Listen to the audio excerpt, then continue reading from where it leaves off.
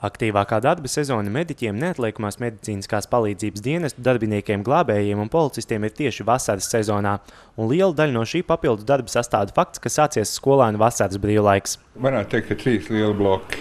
Tās ir lietas, kas saistītas ar peldēšanos un slikšanu, lietas, kas saistītas ar dzīvnieku kodumiem, kontakts ar dzīvo dabu un velobraukšanu un tās noteikumu neievērošanu. Pēc tam pateikt, kura no tām ir smagāka, ir ļoti grūti. Mēs dzīvojam Valmierā, vienīgajā pilsētā, kurai cauri tek Gauja, ja mēs nerēķinām Siguldu. Gauja katru gadu paņem vismaz vienu cilvēku. Gauja ar savu mainīgo gultni ir pietiekami bīstama upe, tāpēc noteikti mājās jāpārunā drošība atrodoties ūdens tūmā. Turklāt peldēties bez vecāku vai kādu pieaugušā uzraudzības nebūtu ieteicams vispār. Tāpat jau iepriekš minētā uzvedība dzīvnieku tūmā. Arī pilsētā bieži manāms kāds klaiņojošs suns, kas nevienmēr var izrādīties draudzīgs. Jāatcerās, ka, piemēram, Valmieras oficiālā peldvieta Kocēna ezerā ir ļoti avotaina ūdens tilpne. Ūdens virskārta ir silta, pietiek ienirt bērnam 1,5–2 metru dziļumā, kā tur ir ledus augsts avotains ūdens. Tā, kad bērni dodas peldēties vieni paši kompānijā, tas ir absolūti nepieļaujami. Otra lieta – dzīvnieki, ko es teicu. Joprojām ir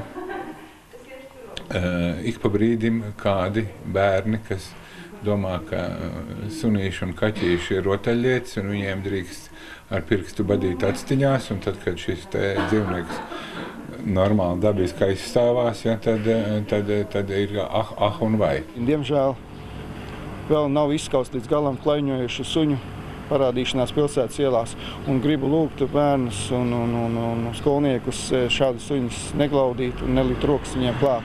Jo dažkārt notiek gadījumi, kad tiek sakosti gan bērni, gan skolnieki, tāpat arī pieaugušie. Vēl viens no izplatītākajiem traumu blokiem ir traumas, kas gūtas braucot ar velosipēdu, skrituļdēli vai skrējriteni.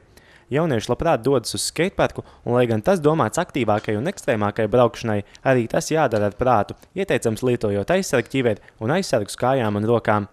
Jāatceras arī to, ka velosipēdu vadītājiem līdz 12 gadu vecumam arī parastā satiksmē aizsargu ķiveri jālieto obligāti. Te būtu ārkārtīgi rūpīgi jāpārdomā vecākiem pirmkārt.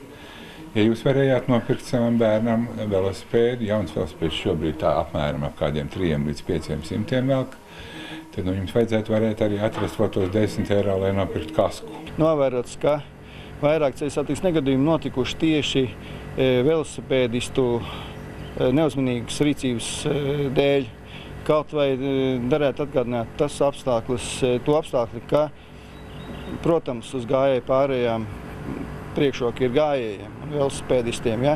Bet ņemot vērā to, ka vadītāji ir neuzmanīgi un arī velosipēdisti paši neuzmanīgi, es iesaku skolniekiem, kuri pārvietojas ar velosipēdiem, vispirms 10 reizes pārliecināties, ka tiešām tā automašīna nav tūmā un ka tā automašīna ir apstājusies. Ne visi bērni un jaunieši vasarā dodas uz nometnēm vai kur citur.